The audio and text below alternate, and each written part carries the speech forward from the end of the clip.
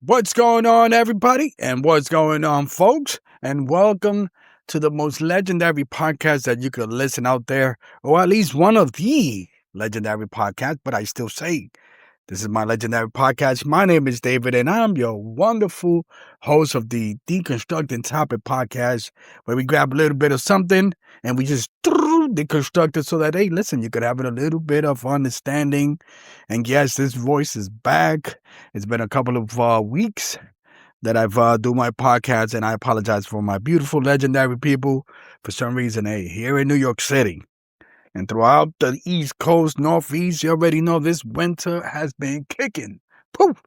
And for some reason, the month of February, boy, it hit me. It hit me. Not with a Valentine's arrow or Cupid arrow. No, with a cold arrow that say, hey, relax, young man. You're going down for a little bit, but I got you. You know, a little bit of the sickness with the flu as well, the forever flu, as I call it. As always, we always kind of in the United States, we always worry about the flu season and all that. Sadly, listen, there's virus out there in this world that's out there that would forever be out there. Just take care of yourself. And once again, I'm back and better than ever. And I got to talk about what's going on. People have been reaching out to me, and I appreciate everyone who has subscribed to my channel. Props that my YouTube channel has gained more viewership, more subscribers. So I salute you. That's why I'm talking about my beautiful, lovely brothers and sisters out there.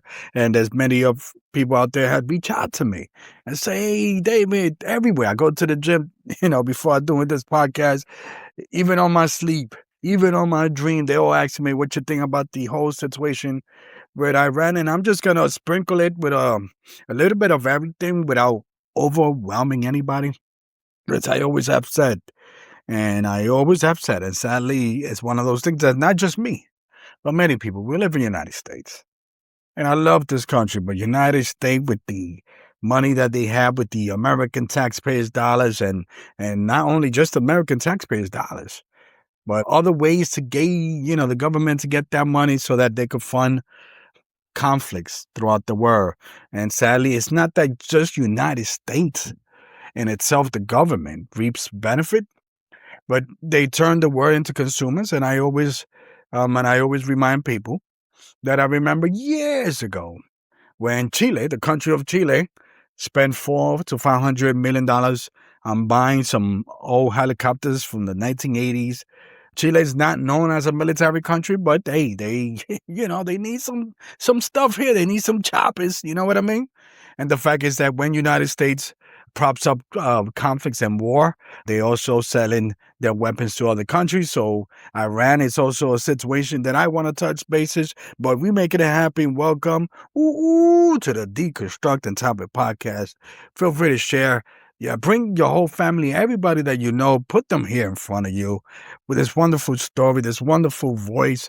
The other day I'm playing Arc Raiders, for those who are familiar. For some reason, it's it's one of those things that I woke up with the mic voice a little bit raspier. And one of the brothers in the mic said in the game, we got the proxy chat. I mean, I'm online and we are random people, random plays. And he said, yo, how my brother sounds like Louis Armstrong. Yeah, wonderful world. I'm like, okay, let's go. But sometimes when I wake up, I tend to have a raspier voice. So, on the weekend, this past Sunday, I got to do my thing. I actually was also in an event. So shout out to Tigos TV. Shout out to many people. Anissa, you already know. Shout out to many people out there. And shout out to you, my legendary people. Let's get on with the show. What do I think? I did say, put everybody all in front of you listening to this beautiful voice. Hit the subscribe, share, hit the like button. That helps me a lot. A lot, believe it or not. A lot, please. Holla at the boy. All my influence in the description, by all means. So, what do I think? We could grab this situation, once again, sadly, and I live in this country over 30 years, 3 decades, whatever it is. And it's always this constant thing every decade, no matter who's president. Just that there's certain things where the media pop-ups. Once again, with the situation with Iran, this situation has been boiling and been prepared. And I'm going to say this off the bat. I always have said, not just what happened in Iran, what happened in Venezuela, what's happening across the world, what happening, all over the place, is that there's many things, and I always feel like everything has been designed, and we just living in a scripted world, and not by us, because we have control of what we could do in our lives, in our personal life. We have that control. We still got that control. But in terms of the powers that be, I'm telling you, there's always everything, and I want you to just follow me here. The situation with Iran, to just give you a little bit idea, I mean, coming to the United States, like I said, been living here 30 years, came here late 80s, which was still kind of the Cold War. United States, Russia was at the last breath of its existence. But even though that kind of was over in a sense, I always have, in this side of the pond, always have said, or at least the way that they make you think, is that Russia, China, North America, and Iran are those countries that we have some beef with. You know what I'm saying? And some call it the axis of upheaval, where it has been coined, recently in recent times, because, for some reason, these countries tend to, do their thing together, not United States. United States is the evil one. And what States has done, it's exactly that. Coming to the United States, my understanding is that there was a situation in Iran in the hostage crisis. I believe it was 1979. I believe there was like a numerous hostages, American hostages, that were kept in Iran, and that came from that revolution, that from Iran went from a monarchy and then to a spiritual and Khomeini, his name is. And it's one of those things that, look, hey, listen, I could go on and give so much history, as much as I can to the knowledge, but I'm giving you a little story of what I've seen and what I've observed during the time that I'm living here in the United States. There's no question about it. We should not be, or United States should not be, in that situation, in that conflict. And it all seems to be propped up by Israel. And sadly, that's what everybody starts to feel. And that's always been the case.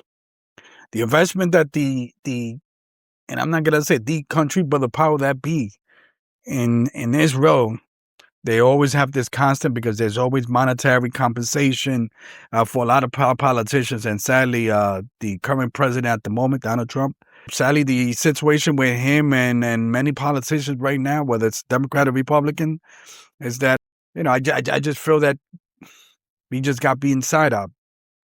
It has been conflicted. Now, some people out there, they throw it, hey, listen, it could be a distraction of the Epstein list. It could be. But what if Israel and its intelligence is using the Epstein list as something where you compromise the current president to say, hey, listen, we got some stuff with you. We could let it go. We could tell you. We could, put the powers that be, because they do have a lot of funding out there. And a lot of our politicians are compromised by certain groups from that country, if you know what I mean. And the fact that if they got this evidence on Trump, they're probably going to be like, hey, listen, can you bomb this? Bomb.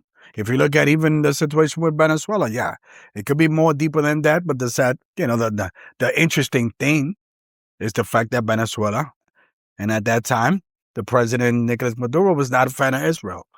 Anybody who's not a fan, you're going to get hit.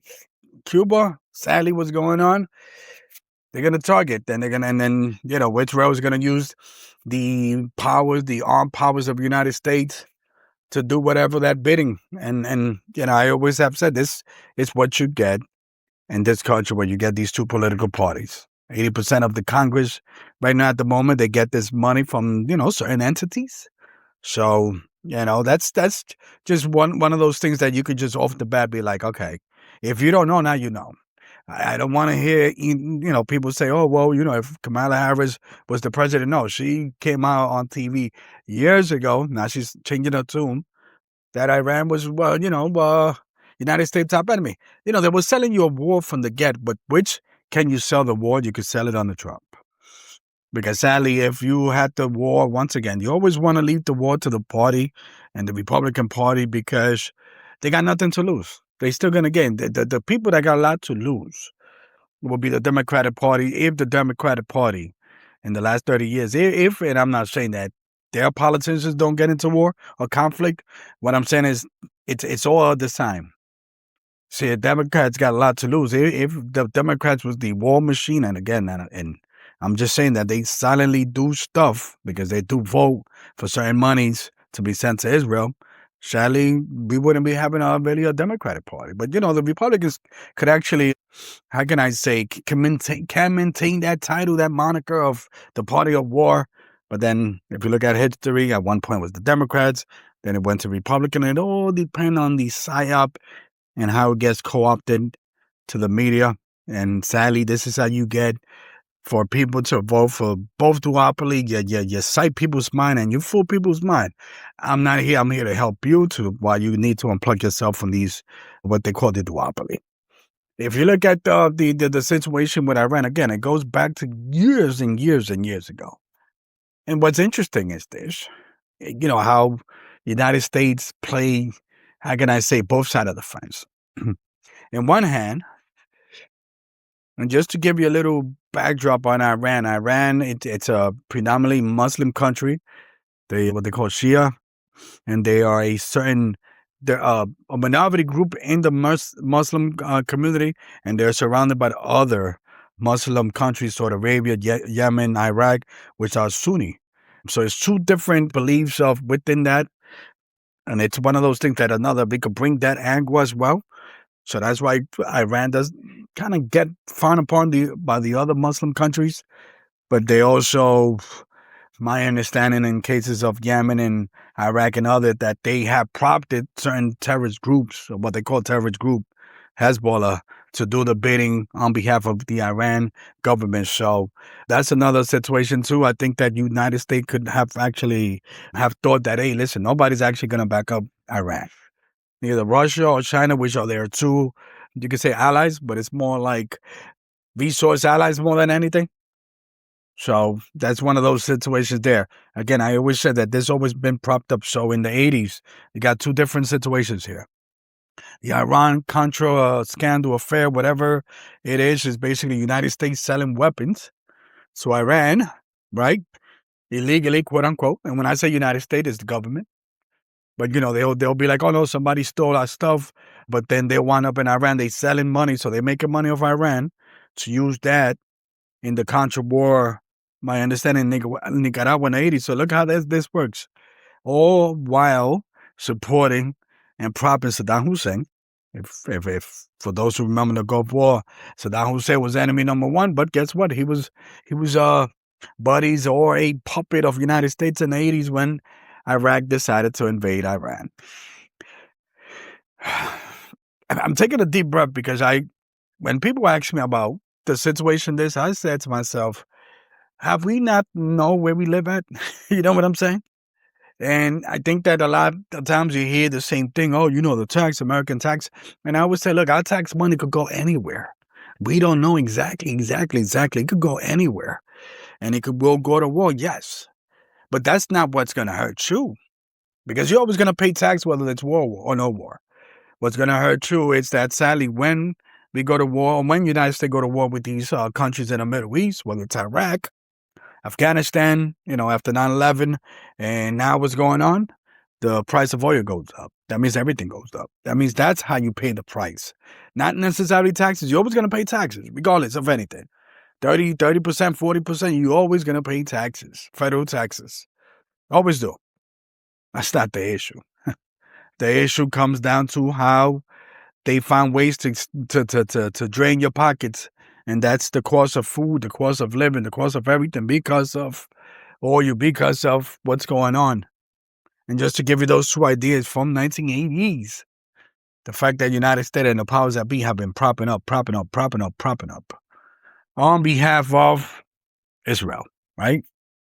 Back in the 1979 hostage situation, for those who not have heard, again, I was kind of mentioning that there was a revolution there going on. There was these hostages. Once the Ayatollah is the name, Khomeini took over, there were these American hostages that I believe there's a movie. I'm trying to, for those that might want to just watch the movie, I believe there's a movie out there. I think with Ben Affleck, but there's documentaries as well. I'm going to try to see if I can find some links for anybody. But in the 1980s election, prior to that, it was Ronald Reagan, Jimmy Carter. In my understanding, in 1979, this is what happened. And, there's always have been the speculation that Ronald Reagan was secretly meeting with Iran to tell them, because, if under Jimmy Carter this was happening and you were not doing anything, then Jimmy Carter's popularity just decreased by the moment. So by the time 19 U.S. elections happened, then guess what? Ronald Reagan, woof, boom, became president. And under his administration is where the Iran-Contra thing happened. Because again, these things cannot happen under a Democrat president, let's say in Jimmy Carter. Everything is done by the sign. And I don't want people to be like, oh, you see, but that doesn't mean that. Doesn't that mean that the Republican Party is all about war? Somebody has to do it in this country because that's the design of it. Just the way I see that I always have said. Put yourself in this. What if Donald Trump won the president in second term back in 2020, right? Think about this. I mean, he wouldn't be president now, right? My understanding. He already did his 2 terms. I want people to think about this. Would all this have happened during his second term while COVID was happening? No. That's why I always said the powers that be, they already did their COVID thing to see where we at, where society is at, where the mindset of humans is at, where's the political landscape of many countries due to COVID. So Big Pharma have to somewhere confiscate the 2020 elections and say, hey, listen, Trump, we're going to need you somewhere another time. You're going to put Biden in. We got the vaccine, whatever it is, that happened. And you already know it had to happen under the Biden administration. Then you called up Trump, okay, we're going to need you back again. See, I think everything has been done by the sign, by the powers that be. Sadly, there has been Americans' life that's lost, and sadly, there have been civilian lives have lost. And my understanding in Iran with the the schoolgirls, hundreds. And this is what happens, and this is where some people might have said, and I saw somebody, listen, don't look at this as being like a distraction from the Epstein list, because at the end of the day, guess what? There are lives that are going to be lost. And there's going to be young kids that are going to be lost. This is the casualty of war. And it looks like it's more kids in those other countries that lose their lives. And then those who survive those attacks, then they become who they become. They become part of a group, part of a, let's say a terrorist group, terrorist cell here in the United States. And guess what? They might decide to do something here. And again, this is why I say, don't look at it in the surface. Look at it that when these things happen, your life is at risk. The American lives that is here. You're also going to risk the lives of many soldiers who just are in the military, and you prop them up to give them a reason why you should go to Iran or attack Iran. Knock on wood, let's just hope that doesn't happen. But this is just the constant script that's here in the United States of America. Since the day I was, been here, since before me, and since after me. And I'm only going to say is this, the day in the U.S. president election, the day that only 2 people show up to vote, those 2 political parties will change their stance.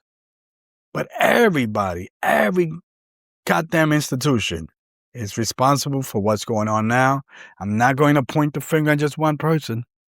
There's so many institutions, whereas the conservative church institution propping up that this is a mission from God, to the liberal institutions who created Donald Trump here in New York City, from signing up, beautiful unions that I support so much, saying, oh, we only had an option in order to change. You have to vote a Democratic president. A Democratic, candidate. Yeah, other institutions where they are pro-America. Well, they care about you. That's why you got to vote for Trump.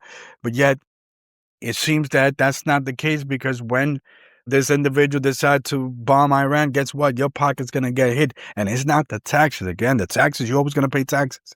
What's going to pay is the food price, the price of food. It's going to increase.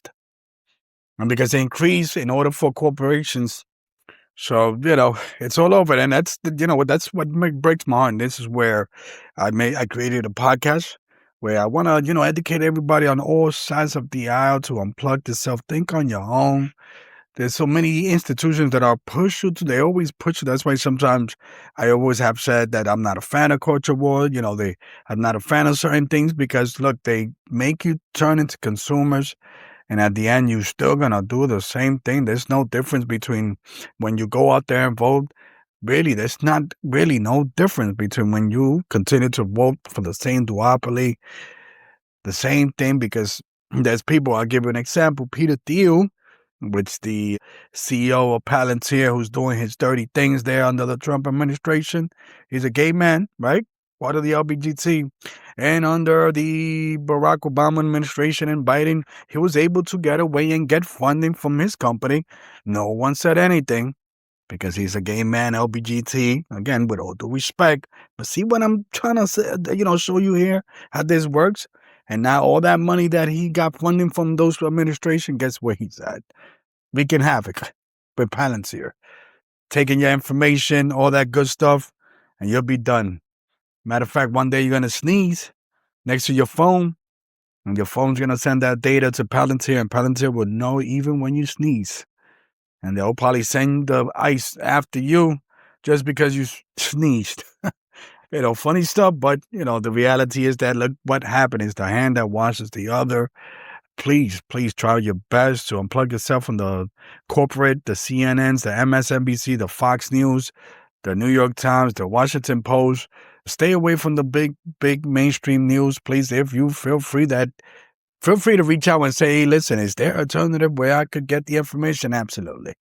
I got you. Reach out to me. My information's on the description. Once again, my name is David. I'm your legendary host of this legendary. Let's take out this opportunity for us to kind of gather our thoughts on what's happening. And once again, this is me saying to you, this is what this country is all about. What they talking about when let's say Harris, Biden, Trump, and all these people that are running for office, they blame each other that one is taking the democracy away. Always keep in mind is this: you'll be good. What's not going to be good is the many kids in other countries that will pay the price for our democracy, our so-called democracy that some people claim that they're stealing with. You still have the chance to become who you are and educate the people. We need a wake-up call. Let's make it happen. I'm out. Peace.